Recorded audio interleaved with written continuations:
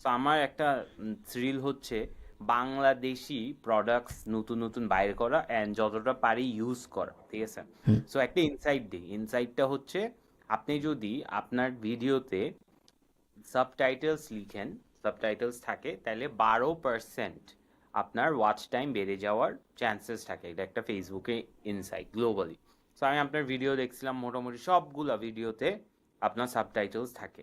তো আমি অনেক কষ্ট হয়েছে একটা ভিডিও খুঁজে বের করা যেটাতে সাবটাইটেলস নাই। তো আমি ওইটা নিয়েছি। এখন ওইটা নিয়ে বাংলা কাটস নামে একটা ওয়েবসাইট পাইছি। সো বাংলা কাছে আমি গেলাম। আমি হুম। যদি একটু ডেমোটা দেখাই, আমি স্ক্রিন শেয়ার করছি, দেখা যাচ্ছে? দাঁড়াও দেখে নেই, হ্যাঁ দেখা যাচ্ছে। বাংলা তো কাজ, আমি যদি নাইস। বাংলা কাজ লিখি, তারপর share this tab insight, so এখানে হচ্ছে আপনারটা দিছি। সো ইটস বেসিক্যালি সিম্পল, আমি আগে থেকে করে রাখছি যাতে ডিলে না হয়। সো এখানে জাস্ট নিউ প্রজেক্টে গিয়ে ড্র্যাগ করে হুম। আপনি একটা বসাবেন। সো আমি বসাইছি একটা আপনার ভিডিও। আমার বাংলা আগে থেকে বলে নেওয়া তো ভালো না। সো এখানে আপনাকে জাস্ট 30 সেকেন্ডসের একটা রিল আপলোড করছি। এটা আমাকে এসআরটি ফাইলটা দিয়ে দিছে। এসআরটি ফাইল ইজ বেসিক্যালি আপনি যদি সাবটাইটেলস প্রিমিয়ার প্রোতে দেন, এসআরটি ফাইলটা আপনার ওয়ার্ডের সাথে সিঙ্ক করে করে করে ওই জিনিসটা চলে আসবে আর কি, লেটারগুলো ওভাবে পপ করবে বেসিক্যালি সাবটাইটেলসের জন্য। তারপর আপনি এখানে ক্যারেক্টার্স পার লাইন দিতে পারেন, ম্যাক্সিমাম সাইলেন্স ডিউরেশন রাখতে পারেন, substitute English word, so English word বললে ওটার বাংলা ভার্সন। সো এটার অ্যাকুরেসিটা আপনি বেটার বলতে পারবেন। সো আপনি কি পড়তে পারতেছেন?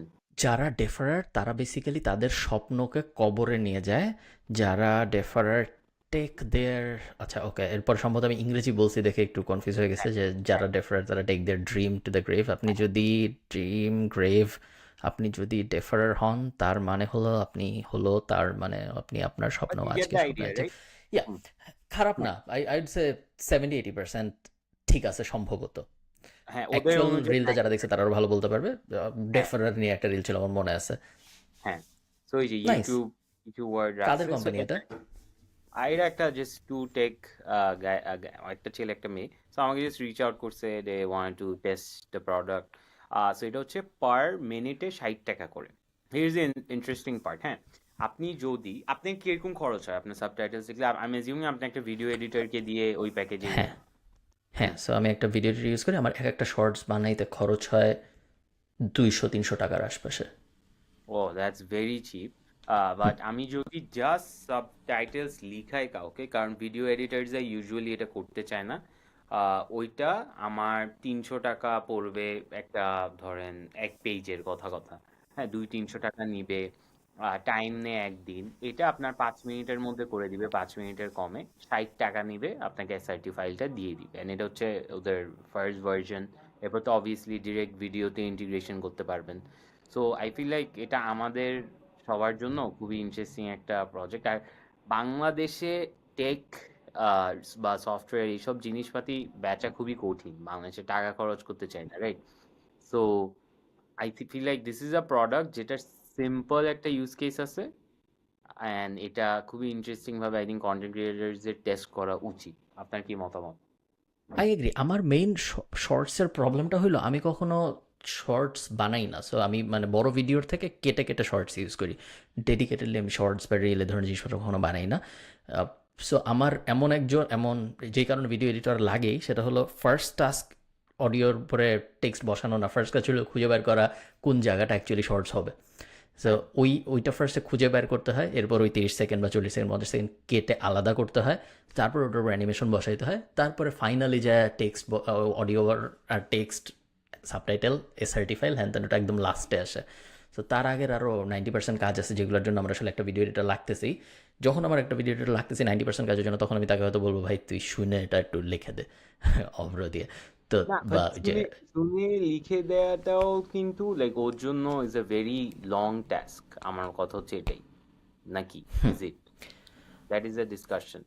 হ্যাঁ, লং টাস্ক হয়তো, আমার মনে হয় না কেউ কখনো আমাকে বলেন এটা, হয়তো যারা ভিডিও এডিট করেন তারা আমাদেরকে কমেন্টারও ভালো বলতে পারবেন। আমাকে কখনো কেউ বলেনি যে টেক্সট বসানো খুব একটা কঠিন কাজ 1 মিনিটের একটা ফাইলের, একটা অডিওর উপরে। হয়তো অনেক বড়, ধরো এই পুরো পডকাস্টের যদি কারো বাংলা সাবটাইটেল করতে হইতো, তার জন্য এরকম একটা টুল ভালো। কারণ পুরা 60 মিনিট শুনে শুনে কেউ একজন ওটার টেক্সট করবে, ট্রান্সক্রাইব করবে, পুরাটাও এটা করে সম্ভব না, না। বাট ওদের অনুযায়ী এখনো বেটার টেস্টিং এ, সো লং ফর্ম ভিডিওসে একটু উল্টাপাল্টা বানান হয়ে যায়, so okay, that's nice, that's হ্যাঁ।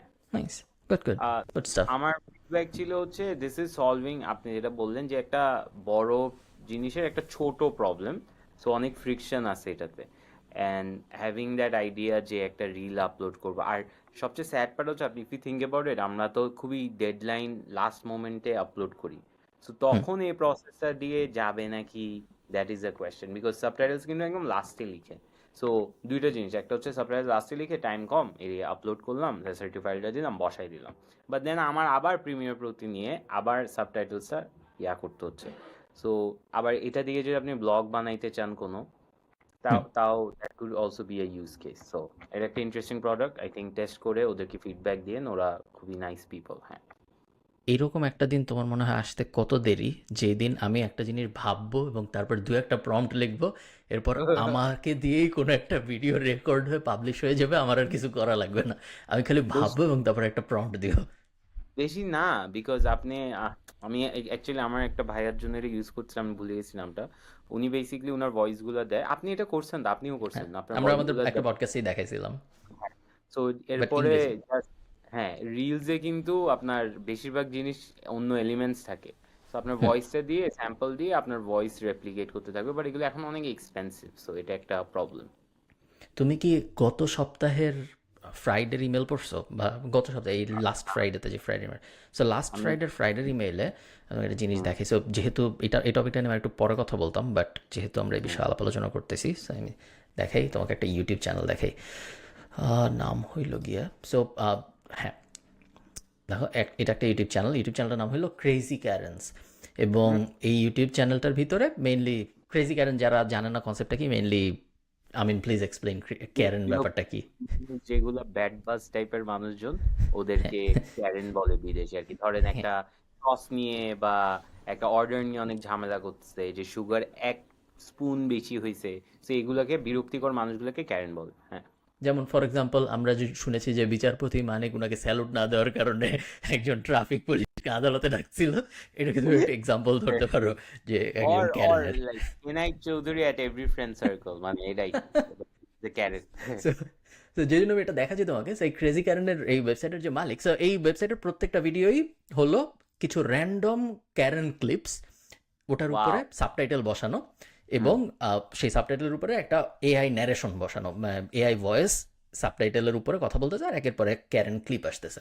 So Karens with royal guard, Karens in a restaurant, Karens in a fight, Karens in a হাবি জাবি, হ্যান, তো যারা দেখতে চান তারা বিস্তারিত দেখতে পারেন। এবং অদ্ভুত অদ্ভুত থাম্বনেল, এবং অনেক সময় সাজেস্টিভ থাম্বনেল। সো এবং খুবই আহ, মানে তেমন কোনো আহামরি ইউটিউব চ্যানেল এরকম না, 46,000 সাবস্ক্রাইবার আপনারা দেখতে পাচ্ছেন, সো খুব অনেক কোটি কোটি সাবস্ক্রাইবার এরকম না। বাট এই ইউটিউব চ্যানেলের ইনকাম আমাদের যে কারো ইউটিউব চ্যানেলের ইনকামের থেকে অনেক বেশি, আমি জানি, কারণ আমি ব্যাক এন্ডের নাম্বার দেখছি, কারণ আমি ভাবছিলাম আমি ইউটিউব চ্যানেলটা কিনবো। সো উনি ক্রেজি ক্যারেনের যে মালিক, উনি এই ইউটিউব চ্যানেল বিক্রি করার চেষ্টা করছিল, এবং ফ্লিপায় উনি এটা বিক্রির চেষ্টা করছিল। আমি দেখি, আমি লিস্টিংটা খুঁজে পাই নাকি, খুঁজে পেলে আমি দেখাচ্ছি তোমাকে। সো তো উনি, একটু context দিই আমি, আপনি খুঁজতে খুঁজতে, হ্যাঁ, এটা কি ফেসলেস ইউটিউব চ্যানেলস গুলোর মতো? It is a faceless YouTube channel, yes.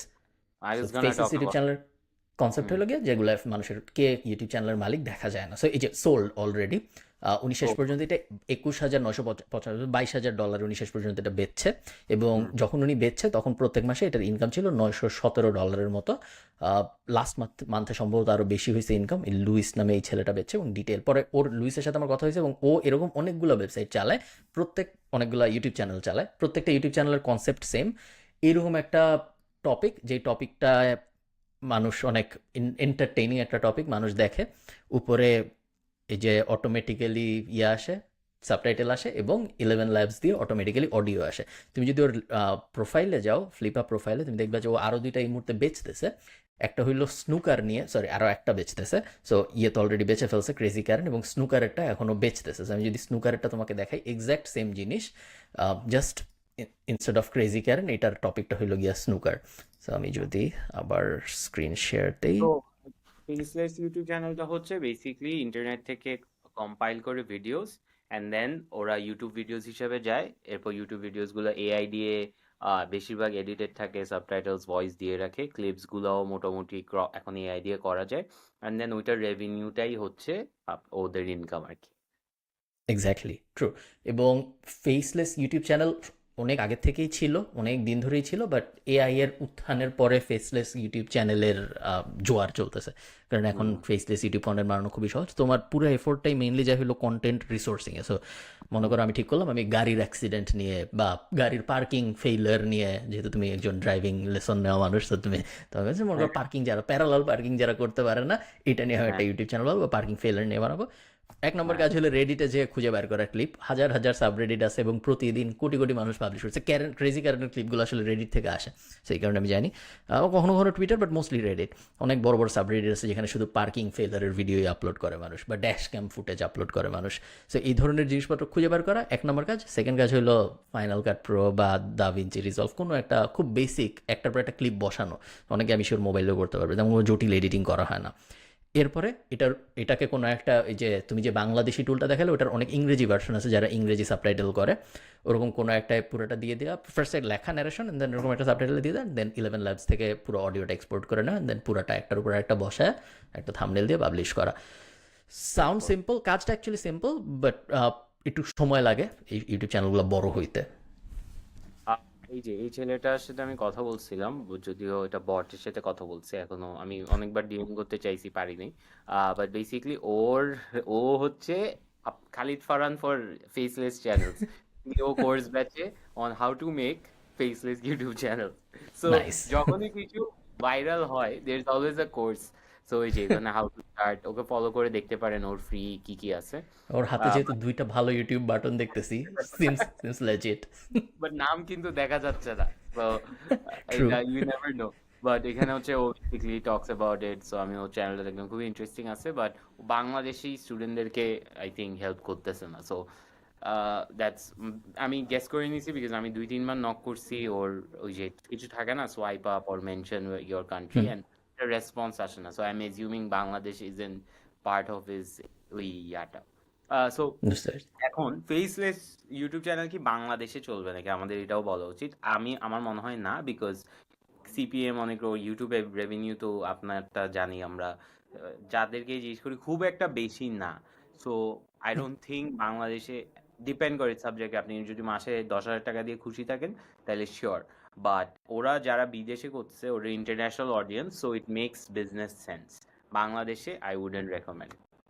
হ্যাঁ, আই এগ্রি। যদি আপনি ইউটিউব চ্যানেল বানাবেনই এরকম পরিকল্পনা করেন, এবং আপনি যদি ফেসলেস ইউটিউব চ্যানেল বানাবেন এরকম পরিকল্পনা করেন, বাংলাদেশ টার্গেট করার আসলে কোনো লজিক্যাল রিজন নাই। ইয়া, যখন ইয়া, আপনার কাছে পুরো দুনিয়া উন্মুক্ত, বাংলাদেশের ইউটিউবের ইনকাম খুব একটা খারাপ না। এই যে দেখো আমার গত 28 দিন বাংলাদেশের ইউটিউবের ইনকাম বাড়ছে। আহ, এই যে গত 28 দিন আমার $1310 ইনকাম হয়েছে দুইটা ভিডিও আপলোড করে। সো খুব একটা খারাপ পারফরমেন্স না। বাট এই সেম জিনিস, সেম নাম্বারস, যদি আমি 3.7 মিলিয়ন ভিউ পাইতাম অন্য যে কোনো মার্কেটে, যে কোনো ওয়েস্টার্ন মার্কেটে, তাহলে এটা সম্ভবত 10,000 বা $15,000 হইতো। সো না বাট বাংলাদেশের এটা তো একটু ভাই প্রবলেমেটিক, কারণ আপনার তো আগের পুল অফ ভিডিওস থেকেও আসতেছে, রাইট?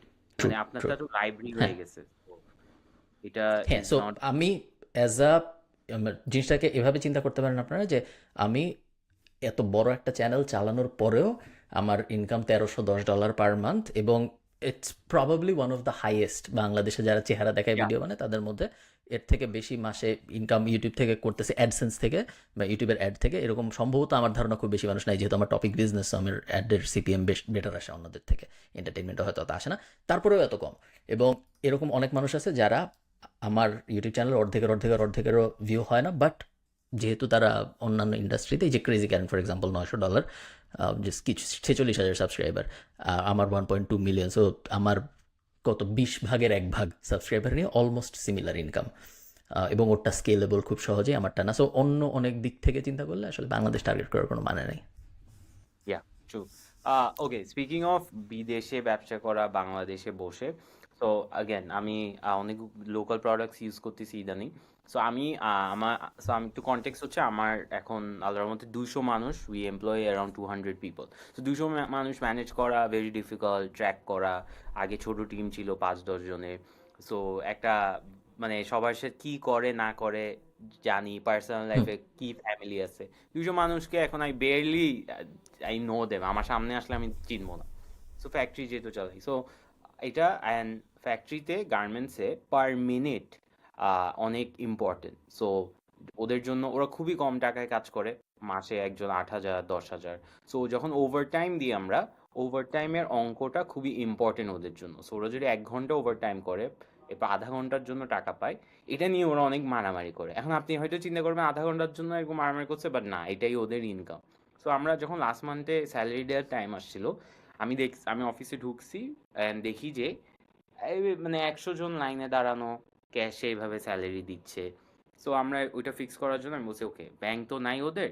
তারপর একটা সার্ভিস ইউজ করছি, আমি নাম বলবো না, মনে করবো এটা স্পন্সার্ড, বাট লোকাল একটা এমএফএস ইউজ করছি অ্যান্ড ওইটার পে রোলে চলে আসছে। এই প্রবলেমটা তো সলভ। সো আমার যেটা 2 দিন লাগতো স্যালারি দিতে ক্যাশে সবার থেকে নোট করে, ওটা আমি টেক দিয়ে সলভ করছি। বাট এখন আমি ওরা কয়টা বাজে ঢুকতেছে, কত আওয়ার্স, এগুলো তো আমি করতে পারতেছি না, রাইট? কারণ এগুলা কি করে, ওরা একটা খাতায় লিখে। হুম খাতায় লিখলে চুরি চুরি হইতেই পারে, বাড়াই লিখতেই পারে, অ্যাটেন্ডেন্স না এসেও করতে পারে। এটার জন্য আমরা ফিঙ্গারপ্রিন্ট, এটা সিম্পল সলিউশন। এখন আসেন, আমি দেখছি আমার অ্যাকাউন্টসে 3 থেকে 4 দিন লাগতেছে ওদের স্যালারি শিট বের করা, ওদের ওভারটাইম ক্যালকুলেট করা। সো এটা একটা প্রবলেম ছিল। সো আমি একটা এইচআর সলিউশন পাইছি যেটা local and is also going global. এটা কোনো স্পন্সার্ড কন্টেন্ট না, আমি শুনে মনে হচ্ছে, বাট আমার প্রোডাক্টটা এত ভাল লাগছে ওদের ডেমোটা, যে আমার মনে হয়েছে এটা আমি শেয়ার করি। So it's পাইএচআর। পাইএচআর হচ্ছে ভিভো সফটওয়্যার একটা লোকাল কোম্পানি। সো আপনি যদি এখানে দেখেন, ওদের প্যাকেজ আছে 2500 পার মান্থ স্মল স্টার্ট আপদের জন্য। সো ওরা কি করে আসলে, ওদের যদি আমি হুম ফিচার্সে যাই, অ্যাটেন্ডেন্স ম্যানেজমেন্ট। সো আপনি ফিঙ্গারপ্রিন্ট লাগাবেন একটা 10,000 টাকা দিয়ে ফিঙ্গারপ্রিন্টের ডিভাইসটা, অ্যাটেন্ডেন্স ম্যানেজ করবে। Employee leave management, expense management, payroll software, employee tracking. So I know it sounds basic, but এটা কেন বলতেছি, এটা সব কোম্পানিতেই থাকতে পারে। বাট ওরা কিন্তু চাইলে জাস্ট অ্যাটেন্ডেন্স রাখতে পারতো, বা যা একটা পেরোল রাখতে পারতো। বাট ওরা হুম কি করতেছে, একটা আমব্রেলা অফ প্রবলেম সলভ করতেছে, যেটা আই থিঙ্ক অনেক কোম্পানিজ গুলো বুঝে না। হচ্ছে আপনি যেরকম বাংলা কাজ, রাইট? ওরা খুবই স্মল হুম একটা প্রবলেম সলভ করতেছে, they are not solving an umbrella of problem. But পাইএচআর যখন আমি ফার্স্টে শুনছি, আমি বলছি আচ্ছা, এটার জন্য একটা এত টাকা দিব। বা যখন আমি দেখছি হুম না, আমার পেরোল ঠিক করতেছে, আমার টাইম ম্যানেজমেন্ট ঠিক হচ্ছে, আমি ডিজিটাল নোটবোর্ড ইউজ করতে পারবো, এমপ্লয়ি ম্যানেজমেন্ট আছে, কে আমি সকালে ঢুকে দেখতে পারবো যে কয়জন লিভ নিছে, আজকে কয়জন আসে নাই। So I don't have to rely on manual data আর কি। সো খুবই জোস একটা সফটওয়্যার। ইনফ্যাক্ট ওরা যখন আমাকে ডেমোটা দেখাচ্ছিল, আমি ওরা বলছিল যে, আমি বলছি না এখন, বলছে আপনার টিমে কি সেলস এর লোক আছে? আমি বলছি আছে। বলে আপনি কিভাবে ট্র্যাক করেন? তো আমি বলছি বলে যায়, বলে ও যে পার্টি করতেছে না, এটার গ্যারেন্টি কি? তখন ও আমাকে বলছে আপনি রিয়েল টাইম লোকেশন দেখতে পারবেন, আর ছবি আপলোড করতে পারবে। ও গ্যালারি থেকে কোনো ছবি আপলোড করতে পারবে না, লাইভ ছবি আপলোড করতে পারবে। সো আমার কাছে খুবই জোস লাগছে। এই মাস থেকে এটা স্টার্ট হচ্ছে, কালকে থেকে আমি very excited. Nice and this solves a lot of problem. কত টাকা? 200 মানুষের জন্য আই থিঙ্ক 10,000 টাকা করে দিচ্ছি, 10-11,000 এরকম হয়তো হবে। অ্যান্ড এটা কি কি বাঁচাচ্ছে, আমি যদি এই পুরো প্রসেসটা করতে চাই, আমার অ্যাকাউন্টস টিমে 2 থেকে 3 দিন বাঁচাচ্ছে। আমি যদি এটা ম্যানুয়াল করি, অনেক টাকা চুরি হচ্ছে। প্লাস এমপ্লয়ি স্যাটিসফ্যাকশন, যেটা ওরা এখন পেয়ে যাচ্ছে, যে না আমি যতক্ষণ আসি ওটার টাকা পাচ্ছি। সো কি মনে নাইস হয়?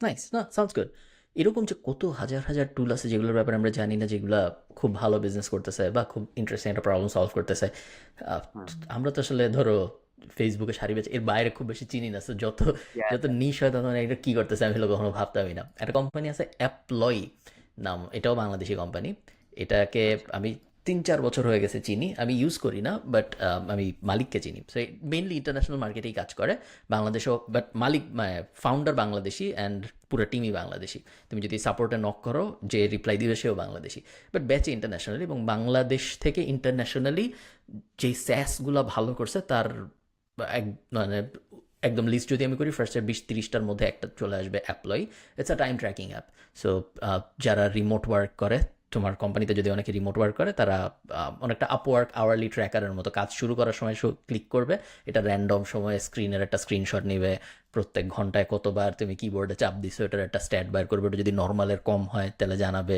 যদি অ্যাভারেজের কম হয় সেই ধরনের জিনিসপত্র করে ওরা, যে ক্লক ইন অ্যান্ড আউট। পুরোটাই মানে বেসিক্যালি তুমি যেটা চাইছো, তুমি যেটা করো ওটাই, বাট বড়লোক স্যাস ওই যে রিমোট ওয়ার্ক কালচারের মানুষদের জন্য। আমি জিজ্ঞেস করছিলাম টকিং টু দেম এন্ড আমি লাইক আচ্ছা ভাই মানে খুবই ভালো জিনিস, লোকালি তো এটা চলার কথা না, বলে ভাই আমরা এখন দুবাইতে আছি আর এটা কোন দেশে নাইস। আছে, already they have like 10-15 clients that are international. So খুবই বিউটিফুল একটা product, locally nice. Manufactured but globally selling আর কি। নাইস। আমি Yes. তোমাকে একটা বিজনেসের ইন্টারেস্টিং, রাজনৈতিক স্ল্যাশ বিজনেস ইন্টারেস্ট, খুবই ইন্টারেস্টিং একটা গল্প বলি। সো আওয়ামী লীগ সরকার পাওয়ারে আসে 2009, যখন এই আমাদের পডকাস্ট যারা শুনতে তারা অনেক অনেক ছোটো, সো তাদের মনে থাকার কথা না। 2009 আওয়ামী লীগ সরকার পাওয়ারে আসে, এবং যখন আওয়ামী লীগ সরকার পাওয়ারে আসে 2009, তখন বাংলাদেশের ইলেকট্রিসিটি সিচুয়েশন খুব একটা ভালো ছিল না, তখন অনেক কারেন্ট চাইতো। আম, এখন কে খাম্বা বসেছে কে ইলেকট্রিসিটি, ওটা আমি রাজনৈতিক আলাপে যাচ্ছি না। তখন বাংলাদেশ ইলেকট্রিসিটি সিচুয়েশন ভালো ছিল না, কারেন্ট যাইতো আমরা জানি। তো আওয়ামী লীগ সরকারের ম্যানিফেস্টোতে আওয়ামী লীগ সরকার অনেক কিছু প্রমিস করছিল, ডিজিটাল বাংলাদেশ হবে, স্মার্ট বাংলাদেশ হবে 2021-এর মধ্যে, ডিজিটাল 41-এর মধ্যে স্মার্ট, এরকম কি জানি, প্লাস ইলেকট্রিসিটি প্রবলেম সলভ করবে, এরকম একটা পরিকল্পনা ছিল। তো এই ইলেকট্রিসিটি প্রবলেমের সলিউশনের পরিকল্পনার পার্ট হিসেবে ওনারা ইন্ডিয়ার সাথে একটা চুক্তি করে, 2010-এ চুক্তি হয়, 2013 থেকে অ্যাক্টিভেট হয়, যেই চুক্তিতে ওনারা ইন্ডিয়ার থেকে ইলেকট্রিসিটি ইম্পোর্ট করা শুরু করে। 2013 থেকে বাংলাদেশ ইন্ডিয়ার থেকে ইলেকট্রিসিটি ইম্পোর্ট করতেছে। তো ইলেকট্রিসিটি ইম্পোর্ট কাহিনী খুবই মজার। তো ইলেকট্রিসিটি ইম্পোর্ট শুরু হয় যখন, তখন ইন্ডিয়া বলে যে 1 কিলোওয়াট আওয়ারের জন্য 6 টাকা দিতে হবে আমাদের।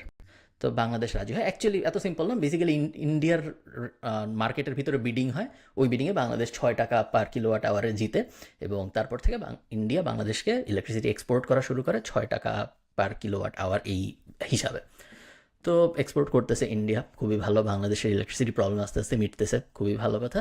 এভাবে চলতে চলতে চলতে চলতে আওয়ামী লীগ সরকার সেকেন্ড টার্ম ইলেকশন জিতে 2014-তে। সো সেকেন্ড টার্ম ইলেকশন জিতার পরে আওয়ামী লীগ সরকার কেমন জানি হয়ে যায় একটু, বুঝছো? সো কেমন জানি হয়ে যাওয়ার পরে ওরা ইন্ডিয়ারই আরেকটা প্রাইভেট কোম্পানির সাথে, সো ওর ফার্স্ট কথা হলো আরও ইলেকট্রিসিটি লাগবে, এরকম প্রজেকশন হয় যে বাংলাদেশে আরও ইলেকট্রিসিটি দরকার। তো আরও ইলেকট্রিসিটি দরকারের সলিউশন কি? সবচেয়ে ইজি সলিউশন হইলো, আগেও আমরা ইন্ডিয়া থেকে ইম্পোর্ট না, এখন আরও করি, আরও কিছু টাকা দিয়ে ইন্ডিয়া থেকে আরও কিছু ইম্পোর্ট করি, তাহলে প্রবলেম ইমিডিয়েটলি সলভ হয়ে যায়। তো এই সলিউশনের পার্ট হিসেবে এবার তৎকালীন সরকার একটা গ্রুপের সাথে ইলেকট্রিসিটি আমদানির চুক্তি করে, যেই গ্রুপটার নাম হলো আদানি গ্রুপ, আমরা সবাই চিনি, আদানি সাহেবকে নিয়ে আমি ভিডিও বানিয়েছিলাম। সো আদানি গ্রুপের সাথে চুক্তি হয় যে আদানি গ্রুপ বাংলাদেশকে ইলেকট্রিসিটি এক্সপোর্ট করবে। সো আদানি গ্রুপ খুশি, আদানি গ্রুপ বাংলাদেশকে এক্সপোর্ট করার জন্য বর্ডারের কাছে পাওয়ার প্ল্যান্ট বানায়, যে পাওয়ার প্ল্যান্টের মানে ইন্ডিয়ার ভিতরেই বাংলাদেশের বর্ডারের কাছে, যাতে পাইপ খুব সহজে চলে আসে বাংলাদেশের ভিতরে, যে এই পাওয়ার প্ল্যান্টের কাজই হবে হইলো বাংলাদেশে ইলেকট্রিসিটি এক্সপোর্ট করা। 1600 কিলোওয়াটের আশপাশে এক্সপোর্টের চুক্তি হয়। তো 2017 সালে এই চুক্তি হয়, 2017 সাল থেকে টাকা দেওয়া শুরু হয়, তখনও প্ল্যান্ট বানায় নাই, কিন্তু ধরো টাকা দেওয়া শুরু। তো এবং টাকা দেওয়া শুরু হয়েছে, এবং চুক্তিটা যেটা হয় সেটা হইলো, নর্মালি চিন্তা করতে হবে, ইন্ডিয়া থেকেই ইলেকট্রিসিটি কিনতেছিল বাংলাদেশ অলরেডি 6 টাকা পার কিলোওয়াট আওয়ার, আদানি গ্রুপের সাথে চুক্তি হয় 14 টাকা পার কিলোওয়াট আওয়ার, এবং আদানি গ্রুপও ইন্ডিয়ান, সেম। তো এখন যখন সবাই জিজ্ঞেস করে যে এইটা কি কেমন কথা হলো, আমি তো অলরেডি ইন্ডিয়া থেকে ইলেকট্রিসিটি আনতেছি 6 টাকা, এখন হঠাৎ করে আমি ইন্ডিয়ার আরেকটা গ্রুপ থেকে, তখন বলা হয় যে আদানি গ্রুপ যে কয়লা ইউজ করে সেটা খুবই হাই কোয়ালিটি কয়লা।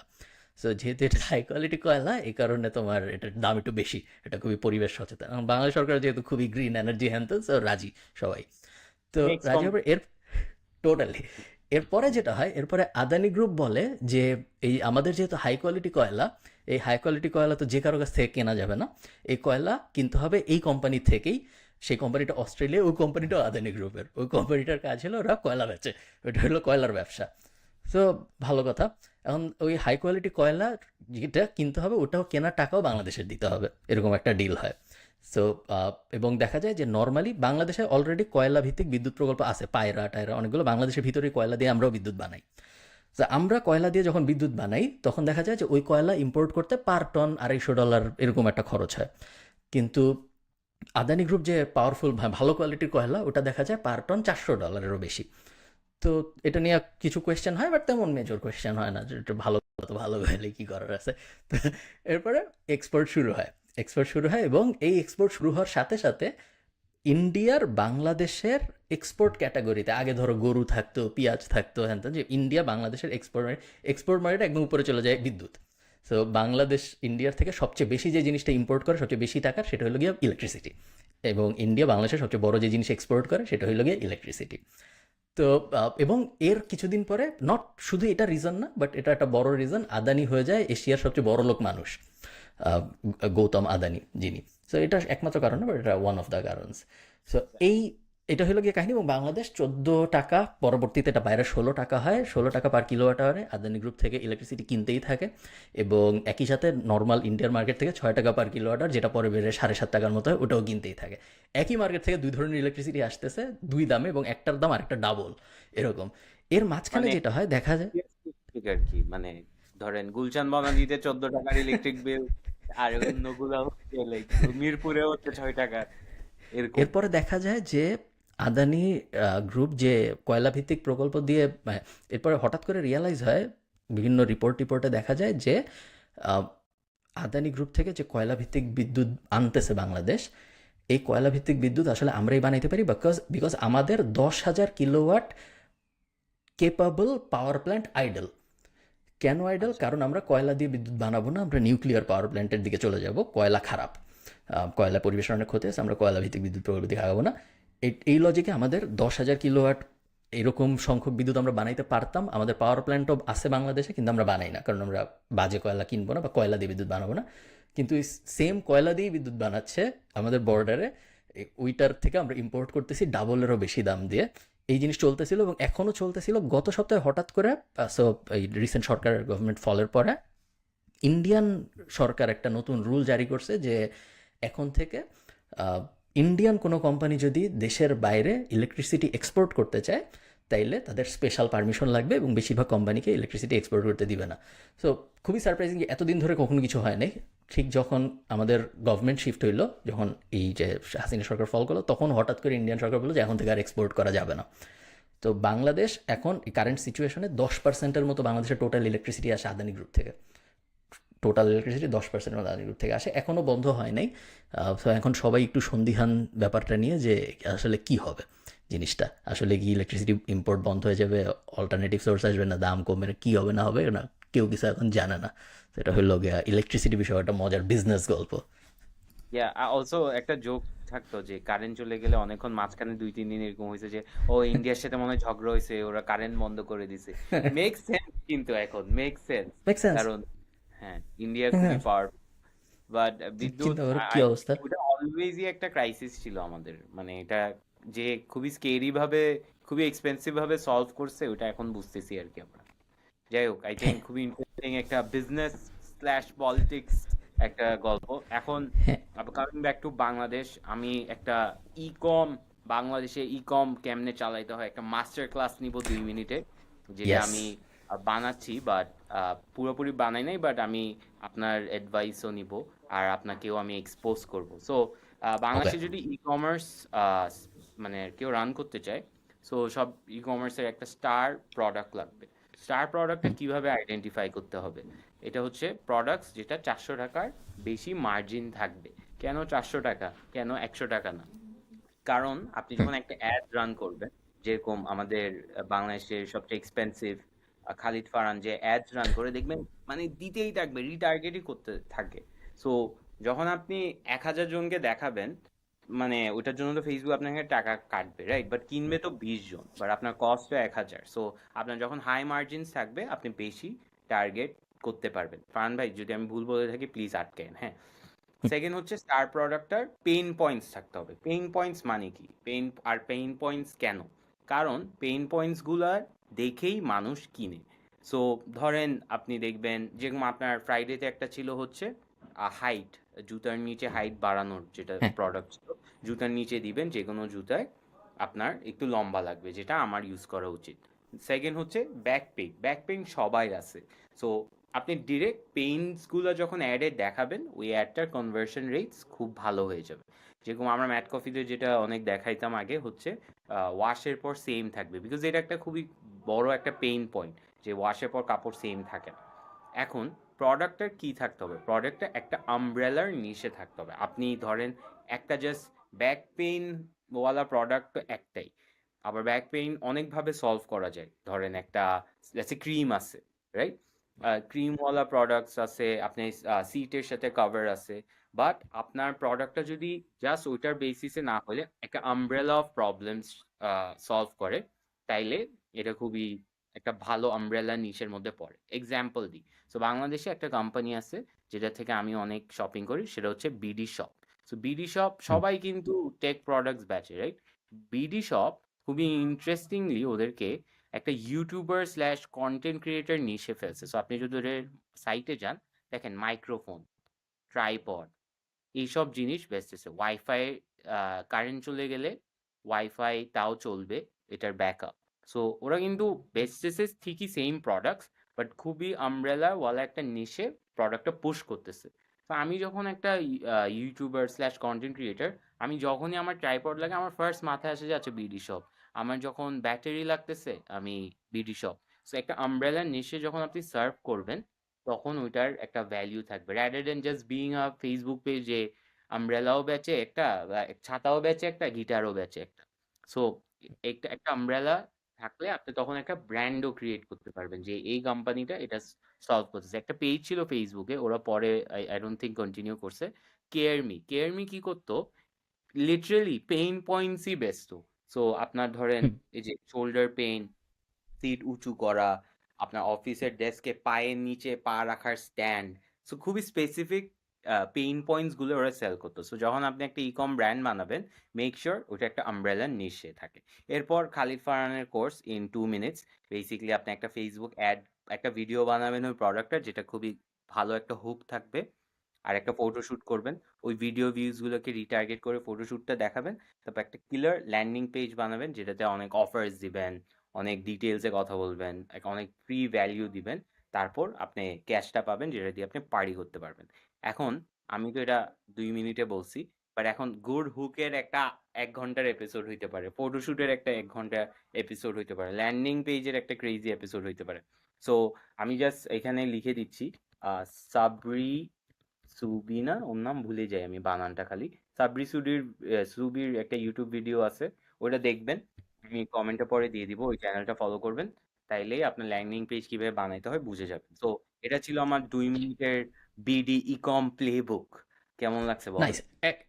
খুবই সুন্দর একটা একটা এক্সাম্পল দাও। মনে করো যে তুমি কিছু একটা এই প্লেবুক ফলো করে তুমি একটা বিজনেস লঞ্চ করবা। হ্যাঁ, এক্সাম্পল দাও, কি বিজনেস, কি পেইন পয়েন্ট, কি লঞ্চ আচ্ছা, করতেছো? আমরা আমার একটা পরিচিত মানুষ করতো যে হচ্ছে শেপ, আপনি শেপের ব্যাপারে শুনছেন, যে হচ্ছে হ্যাঁ। লঞ্জের আন্ডার গার্মেন্টস ব্যাচে, রাইট? তো ওরা মেয়েদের কিন্তু কি একটা পেইন পয়েন্ট সলভ করতেছে, হুইচ ইজ মেয়েরা যখন লঞ্জারের শপিং এ যায়, ব্রা শপিং এ যায়, ওটা খুবই ইনকনভিনিয়েন্ট। সো ওরা ওইটা অনলাইনে ভালো দামে বেচতেছে। So high margin products number one. Second হচ্ছে ওরা জাস্ট লঞ্জারের প্রোডাক্টসও বেচছে না, হাইজিন প্রোডাক্টসও বেচতেছে। সো মেয়েদের হাইজিন প্রবলেমস থাকে, ওটা বেচতেছে। সো একটা আমব্রেলা অফ প্রোডাক্টস হয়ে গেল। আপনি, you are also an umbrella of products, কিন্তু আপনি you're giving ways to make money and not just hmm. video editing.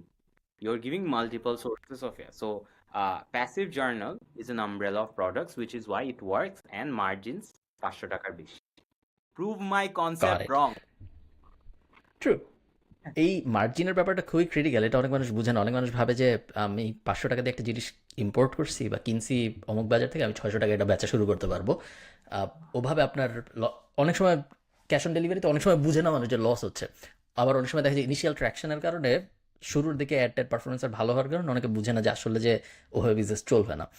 কারণ যতদিন যাবে আপনার অ্যাড কস্ট বাড়বে, কাস্টমার অ্যাকুইজিশন কস্ট বাড়বে, এবং ডেলিভারি সার্ভিস হ্যান ত্যান, রিটার্ন আসলে ওইটা সব মিলাইলে এনাফ মার্জিন যদি না থাকে আপনার কখনোই বিজনেস বড় হবে না।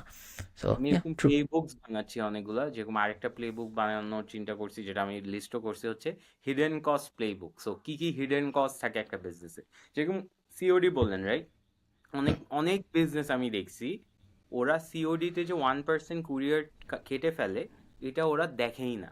সো ওরা দেখে না যে অনলাইনে পে করে ফেললে যে কস্টটা বাঁচে, ওইটা ওরা দেখে না। প্লাস সিওডিতে কিন্তু রিটার্নস অনেক হয়, আপনার হুম। আহ, যখন অনলাইন পেমেন্টে রিটার্নস কমে যায়। সো এটা নিয়ে একটা, আরো যে এমপ্লয়িরা টিস্যু কত ইউজ করে, এটাও একটা কস্ট যেটা কেউ রিয়েলাইজ করে না, মানে কথার কথা বলতেছি আর কি। সো ইয়েস, এই এই প্লে নাইস। বুকটা কি ভাই আমরা বেচতে পারবো? অবশ্যই আমি শিওর আপনারা যারা প্লেবুকটা কিনতে আগ্রহী আপনারা আবিনের সাথে যোগাযোগ করুন ওর পেজে, যে এনাফ মানুষ যোগাযোগ করলে আমাকে আমাদের পরের এপিসোডে জানাও, আমরা ওটাকে আর একটা ইনস্টিটিউশনালাইজ মার্জিন টার্জিন বাড়ায় কোনো একটা ব্যবস্থা। হ্যাঁ, ইয়েস, Okay, ওকে। তুমি কি টেলিগ্রাম ইউজ করো? না, বাট আছে আর কি। তাহলে তুমি টেলিগ্রামের পর্ন সাথে কেমন কোথায় জানি দেখো? অ্যাসোসিয়েশন চলে আসে, বুঝছেন? কোন গ্রুপ টুপে আর যাই দেখি। টেলিগ্রাম কিসের জন্য জানি নামাইছিলাম। গাইস, প্লিজ, আমি উল্টাপাল্টা কিছু জাস্ট টেস্ট করার জন্য। সো টেলিগ্রাম বাংলাদেশে মেইনলি ইউজ হয় পর্ন ডিস্ট্রিবিউশন অ্যান্ড পাইরেসি, এই দুইটা কারণে মেইনলি ইউজ হয়। এছাড়া আমার মনে হয় না টেলিগ্রামের মেজরলি টেলিগ্রাম হইল।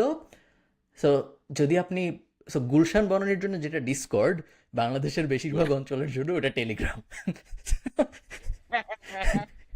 আপনি এভাবে চিন্তা করতে পারেন যারা টেলিগ্রাম চিনেন না।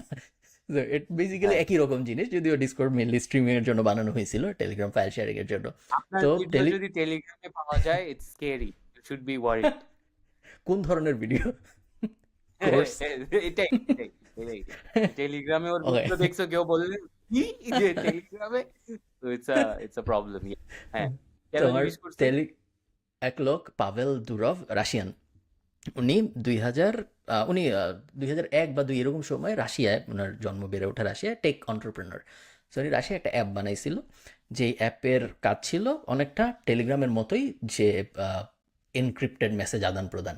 আমি যাকে মেসেজ পাঠাচ্ছি সে শুধু দেখতে পারবে, সে ছাড়া আর কেউ দেখতে পারবে না, ইভেন প্ল্যাটফর্ম নিজেও দেখতে পারবে না, টেলিগ্রাম নিজেও দেখতে পারবে না এই এনক্রিপ্টেড মেসেজ আদান প্রদান। সো এটা সে রাশিয়ায় বানাইছিল। বানানোর কিছুদিন পর দেখা গেল যে রাশিয়ায় পুতিন বিরোধীরা, সো অ্যান্টি গভর্নমেন্ট যারা, তারা এই প্ল্যাটফর্ম ইউজ করতেছে, এই অ্যাপ ইউজ করতেছে নিজেদের মধ্যে মেসেজের জন্য, নিজেদের ওই যে সংগঠিত করার জন্য, প্রোটেস্ট অর্গানাইজ করার জন্য। তো এরপরে রাশিয়ান গভর্নমেন্ট ওনাকে ধরে বলে যে এটা কি বানাইছস, এটা এগুলো বন্ধ। তো তখন সে বলে যে না, এটা তো বন্ধ করা যাবে না, এটা আমি বানাইছি অনেক শখ করে। তার বিষয়ে ব্যাক অ্যান্ড ফোর্থ হইতে থাকে রাশিয়ান গভর্নমেন্টের সাথে। শেষ পর্যন্ত ওকে কি কি হুমকি ধামকি দিছে এটা তো আমরা জানি না, বাট শেষ পর্যন্ত ও রাশিয়ায় পুতিনের সাপোর্টার, ধরো রাশিয়ার সালমান এফ রহমান টাইপ কারো কাছে ওটা বেচে দিতে বাধ্য হয় আর কি। রাশিয়ার গভর্নমেন্ট ওকে মেইনলি বলে যে বেচে দিতে হবে এটা। তো এটা বেচে দেওয়ার পর ও কোনো একটা অজানা কারণে ওকে রাশিয়া থেকে চলে যেতে হয়। তো ও তারপর রাশিয়া থেকে চলে যায়, দুবাইয়ে সেটেল হয় 2004 সালের দিকে।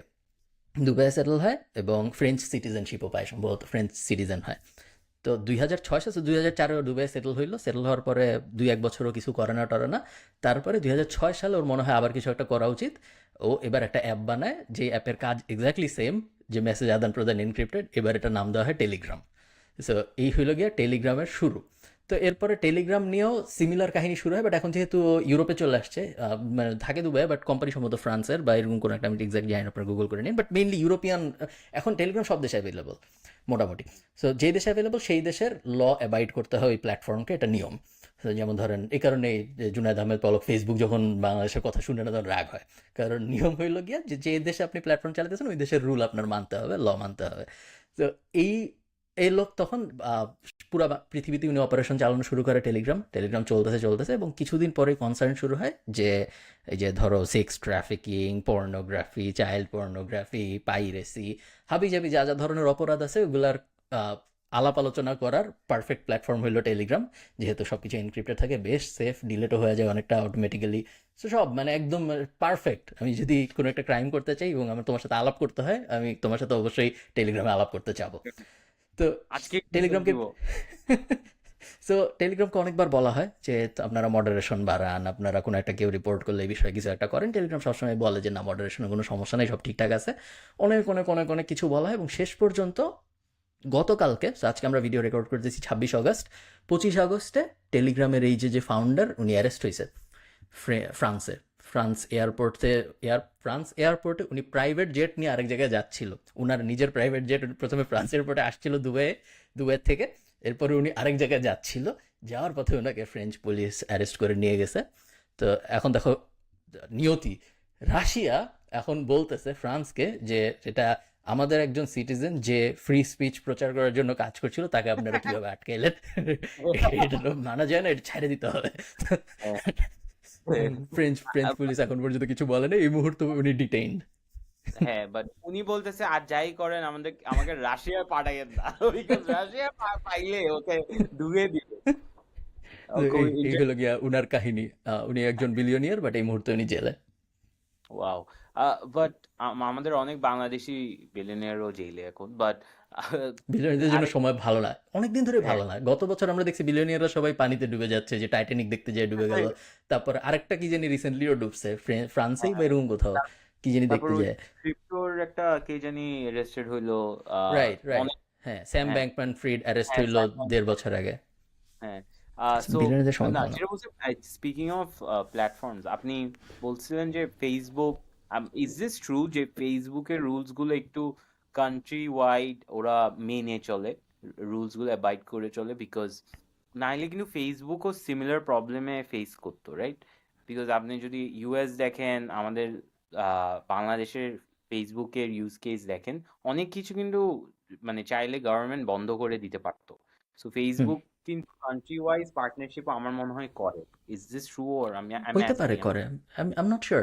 আমি মানে ফেসবুক বড় বড় ইন্টারন্যাশনাল বডির কথা তো শুনে, এটা শিওর। হ্যাঁ, কারণ এই যে হ্যাঁ, হ্যাঁ। ইউরোপিয়ান ইউনিয়নে যখন অ্যাড লগুলা, প্রাইভেসি লগুলো আসলো, তখন ফেসবুক আমাকে অপশন দিছিল, যেহেতু আমি ইউরোপে থাকি, যে আপনি কি টাকা দিবেন নাকি আপনার আমি অ্যাড দেখাবো।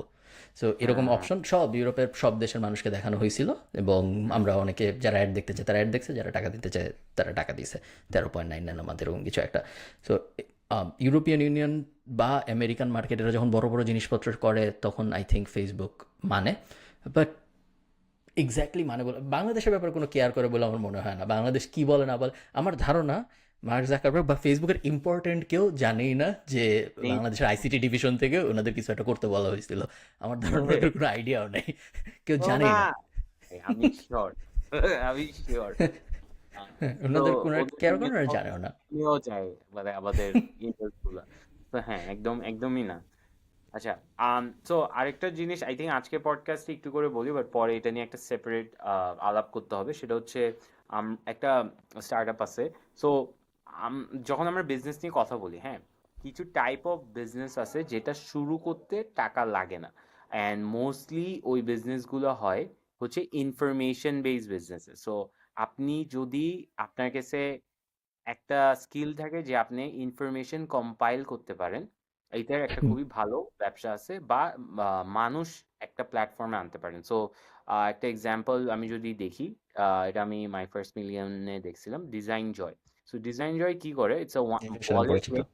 হ্যাঁ, বলে one person agency, but I am sure এখানে অনেক আছে। So Design Joy is basically you can buy a subscription, একটা সাবস্ক্রিপশন কিনে ওকে আপনি অ্যাসাইন করতে পারবেন। সো ইউ ক্যান রিকোয়েস্ট দুইটা, বা এই যে one request at a time, 48 ঘন্টার মধ্যে যে কোনো লোগো, ডিজাইন, থাম্বনেল এইসব জিনিসপাতি করতে বেসিক্যালি পারবেন। একটা পেমেন্টে unlimited design, but one at a time, এরকম একটা সার্ভিস হইলো গিয়ে ডিজাইন জয়। আরেকটা আছে ডিজাইন পিকেল আই থিঙ্ক। আরেকটা আছে হ্যাঁ, কি জানি একটা অনেক আছে। হুম। ব্যানানা সামথিং, এরকম আরেকটা ছিল। চার বাট পাঁচটা আছে এরকম। ওদের আহ, ওরা যেভাবে সেল করে সেটা হচ্ছে, আপনি যদি একটা ডিজাইনার রাখেন মাসে, আপনি 15,000 টাকা দিচ্ছেন, বাট আপনার কাজ করাচ্ছেন 2,000 টাকার, তো আপনার তো লাভ হইলো না। সো আপনি এই সাবস্ক্রিপশনে নিলে আপনি পজও করতে পারবেন। সো ধরেন আপনি 21 দিন কাজ করাইলেন, বাকি 9 দিন আপনি পরের মাসে করতে পারবেন, যেটা ওরা এখানে এক্সপ্লেইন করে। এই যে billing cycle are basing 31 days period, 21 days, and then decide to pause your subscription. That means the billing cycle will be paused and you'll have 10 days of service remaining.